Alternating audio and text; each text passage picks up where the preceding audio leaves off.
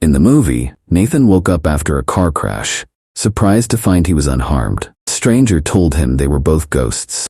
Nathan struggled to accept this and saw his own dead body. In the afterlife, he faced terrifying sights and met the devil. As he tried to understand his fate, Nathan feared he might be stuck in endless suffering. Nathan woke up in the middle of the road and realized he had been in a car accident. His car had crashed on the side of the road, but Nathan didn't have a single scratch on his body. Just then, Daniel, the driver of the bike Nathan had crashed into, startled him. To Nathan's surprise, Daniel didn't seem hurt either. Daniel asked if Nathan remembered getting out of the car, and Nathan admitted he didn't. He blamed it on the shock and the fact that he had hit his head on the dashboard. However, there was no wound and he didn't feel any pain. Then, Daniel revealed the shocking truth. They were actually dead, and these were their ghosts. He guessed that he had died first because he had been there for several minutes, and at first he was in denial, but there was no other explanation. Nathan refused to believe it and went to check his car, noticing that the driver's compartment was completely crushed. Looking closer, he saw his body inside. Stunned, Nathan stepped back and began to have an existential crisis, thinking about his friends and kids. Daniel mentioned that he would miss his wife and found it strange that Nathan didn't mention the kid's mother. As Nathan continued to panic, Daniel said this proved that the afterlife existed and that he felt at peace, which made Nathan even more frantic, denying everything again. Daniel wouldn't let him escape the truth and pulled the body out of the car to make him face reality. Seeing Nathan's discomfort, Daniel covered the body's face with a handkerchief. Just then, a car came down the road and stopped next to the body. Nathan tried asking for help, but the driver couldn't see or hear him. After checking the body with his foot, the man emptied Nathan's pockets, took the money, and drove away. Finally, Nathan accepted that he was a ghost and wondered if judgment was coming next. He admitted that he had killed his wife, but insisted it was out of mercy. Before he could say more, Daniel began hearing music around them. Suddenly, a strange white door appeared in front of them, just as the area was covered in snow. Daniel insisted that the music was coming from that door. Nathan couldn't hear anything. As they were about to cross through it, a red door appeared behind them, looking more ominous. Nathan heard screaming from this door. Daniel didn't. He figured the white door must lead to heaven, while the red door was for hell, making Nathan believe he was being punished for killing his wife. Nathan panicked again, explaining that his wife had been very sick and he only wanted to end her suffering. Daniel ignored him and tried to cross through his door. Nathan pushed him and went through first. However, nothing happened. When Daniel mentioned that Nathan should behave better if he wanted to get a better door, Nathan apologized for not seeing Daniel on his bike while driving. In return, Daniel admitted he had been distracted by a little girl playing at the side of the road. The men shared a hug to say goodbye, and Daniel crossed through the white door, but nothing happened to him either. Tried again without success, and the music stopped. Then, a voice spoke behind them, and the little girl Daniel had seen appeared, revealing she was also dead. She said that a man on a bike had run into her, and Daniel admitted he had been drinking before driving, leading Nathan to point out that it hadn't just been an accident. Daniel had been careless and killed an innocent child. After a brief argument, the men tried to guide the girl to the door, but she had been taught not to trust strangers. Started screaming. They failed to calm her down, and Daniel grew tired, so he picked her up and threw her into the white door. The girl vanished instantly, and the white door disappeared with her. Afterward, the men realized it was their turn to cross as well. Daniel hesitated for a moment, so Nathan kicked him in before explaining the situation with his wife again. He was convinced he didn't do anything wrong and refused to go. But then, a huge monster appeared on the road, carrying souls in its flaming mouth. A terrified Nathan finally crossed through the red door. Nathan then found himself in hell, where he saw thousands of souls lying unconscious on the ground. Seeing a young girl made him fall to his knees in shock, and when he grabbed her hand, he saw her memories. The girl's name was Jean, and there were creepy shadows in her room. She often had trouble sleeping, because her parents wouldn't stop arguing about her. The mother wanted to help her daughter, but the father was scared of the child and thought they needed protection from her. Tired of the fighting, Jean got out of bed and played her music box. Before checking the window, she blamed the creepy shadows on the large tree outside. Then she went downstairs for a snack and noticed her parents were still arguing about her. She decided to make the snack herself. spreading jam on bread slices rather clumsily, though she seemed happy to handle a knife. Later, Jean visited her therapist and told the woman how she fed cookie crumbs to baby birds, causing the mother bird to worry about her babies, fly toward her. Jean responded by strangling all the birds. She also enjoyed poking her little sister with pens because she hated her, and even admitted that she wanted to hurt her parents. Jean knew they were afraid of her because she had hurt them in the past while they were sleeping. Since then, they had locked her in her room every night. The therapist wanted to discuss what Jean did to her sister. Jean refused to talk any further. The next morning, Jean sat at the table demanding breakfast. No one came. Minutes later, she was eating a bowl of cereal with her clothes covered in blood. Nearby, her parents lay dead on the ground. She double-checked that they were really gone, then kissed her mother goodbye on the cheek. After that, she made more bread with jam and went to the basement. Oddly looked like a huge cave. She gave the food to her friend Tony, a humanoid but deformed being. Jean thought Tony had killed her parents, but he denied it. While Tony ate, Jean announced that since her parents were dead, he could now go upstairs and live with her. Tony then wandered around the house, amazed by the warmth of the sunlight, which he had never seen before. Jean took him to the bathroom and showed him how to use the bathtub while she put on her mother's makeup and jewelry. Once again, Tony was amazed by the feeling of clean water on his deformed skin. Moments later, Tony put on clean clothes that had belonged to the father, and Jean asked him to help her move the bodies. But first, Jean wanted to prepare a surprise as a final farewell. Using her imagination, she set up a play for her parents' bodies, which she pretended were the audience.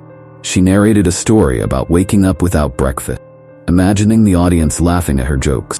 Then, she dragged Tony onto the stage with a chain, declaring that he was the killer and would be executed. Tony again denied killing anyone, explaining that he had no memories of his life before appearing in the cave. John made the imaginary crowd vote for his execution, and Tony was forced to step onto a stool to end his life. Afterward, Tony hid the mother's body under the double bed, while John happily jumped on it, calling how she used to tease her parents with a knife while they slept. Soon, Tony brought the father's body to hide as well, and he realized he couldn't see his reflection in the mirror, confirming that he was the embodiment of Jean's dark side, and that she had killed her parents the previous night. Since neither of them could cook, they had cereal and bread with jam for lunch. At that moment, someone rang the doorbell, and Jean opened the door to find the mailman. He needed an adult to sign for the delivery, so Jean started calling for Tony, but he didn't respond. The mailman gave her a missed delivery card and left. John then frantically searched for Tony, couldn't find him anywhere downstairs. As she ran through the house, creepy drawings she had made over the years were shown. Eventually, she found Tony in her parents' room, feeding on their bodies. She screamed for him to stop as the door closed. Later, while her toys burned, Jean checked on her little sister, who was drawing a picture of the murder. Jean announced that Tony was hungry and took her sister to the kitchen, where she pushed her into the oven and turned it on. Jean then left the kitchen, singing a cheerful tune as the shadows followed her on the walls. In hell, Nathan was horrified by what he had just seen and crawled away. He then came across a teenage girl and her mother, so he touched them next. The mother, named Julia, was trying to make tea while holding back a breakdown. Julia called out for her daughter, but there was no response. She then noticed a dried blood stain on the table. Trying to scrape it off only made her feel worse. Still in denial, Julia went to the bathroom to retrieve her daughter's body from the tub, which was filled with bloody water. She continued crying as she dragged Chloe's lifeless body like a doll and eventually brought her to the kitchen table. Julia served breakfast for Chloe and talked about the possibility of going on a vacation together. A flashback from the previous morning showed Chloe sitting in the bathtub, trying to stall for time. Julia had come in and reminded her to hurry up, though they wouldn't be late for school again. Later, during breakfast, Chloe listened to her mom arguing with coworkers on the phone while she stared at a knife. Memories of being bullied at school haunted her, making her life unbearable. A quick cut with the knife made Chloe's finger bleed, causing the stain on the table. When it was time to leave, Chloe tried to tell her mother that she couldn't handle it anymore and wanted to skip school. But Julia dismissed her concerns, thinking Chloe just needed more time to make friends since she was new. Even when Chloe cried and described school as a living hell, Julia brushed it off as teenage drama. In the present, Chloe's body slid off the chair, and the cat came to lick the wound from her self-inflicted death. Julia shooed the pet away and placed Chloe's body in a wheelchair, ignoring the ringing phone. Suddenly, she snapped and announced they were going on a trip. She rushed to her closet, gathered a few things while having another breakdown, and then covered Chloe's body with a blanket. Julia swore she loved her daughter, even if she hadn't always been there for her. She also declared that Chloe wouldn't have to go to school anymore and that she would homeschool her instead. When Julia opened the front door to leave, she was shocked to find it blocked by a brick wall. This triggered another flashback of Chloe hiding in a bathroom stall while other girls called her names and kicked the door. Their threats forced Chloe to open the stall, and they immediately shoved her against the mirror, insulted her, and forced her to her knees. Girls made Chloe lick their shoes, while one of them recorded the incident. Back in the present, it was revealed that the brick wall was a metaphor for Julia's neighbor, who had come to check on her after hearing a scream. A panicked Julia told the neighbor they were leaving for a vacation and tried to end the conversation, but the neighbor noticed something was off and burst into the house, only to be horrified at the sight of Chloe's body. Moments later, Julia was seen driving away with Chloe's body in the passenger seat. Julia cried as she recounted the day Chloe was born, promising her a better life from that moment on. She kept begging Chloe to respond, but as the harsh truth began to sink in, she finally closed Chloe's eyes.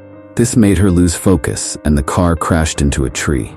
As a flashback showed Chloe taking her own life in the bathtub and her mother discovering her, Julia woke up bleeding and saw firefighters breaking the car door to rescue her. She struggled in their arms, not wanting to leave her daughter behind. While some firefighters dragged Julia away from the car, others checked on Chloe and found her lifeless, assuming for the moment that she had died in the accident. They placed Chloe in a body bag, ignoring Julia's endless crying and pleading.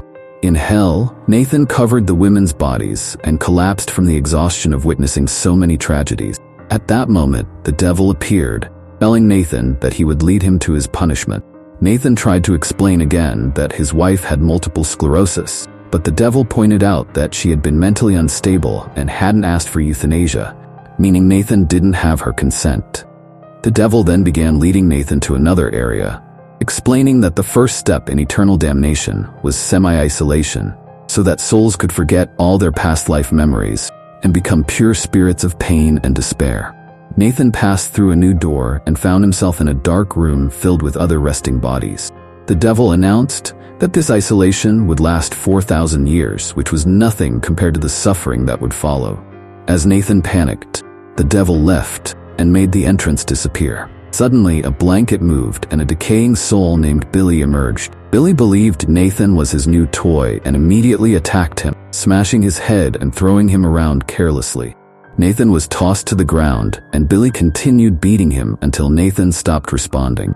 Then Billy screamed in frustration, realizing he had gone too far and destroyed Nathan's soul, forcing him to reincarnate. In the real world, a mother gave birth to a healthy baby, while the devil informed Billy that by sending a damned soul back, he had created the Antichrist. The devil punished Billy by cutting off his head, but then explained that Billy's body would regenerate and that his new mission was to bring Nathan's soul back. Sometime later, Billy appeared in the baby's room. The movie ended there,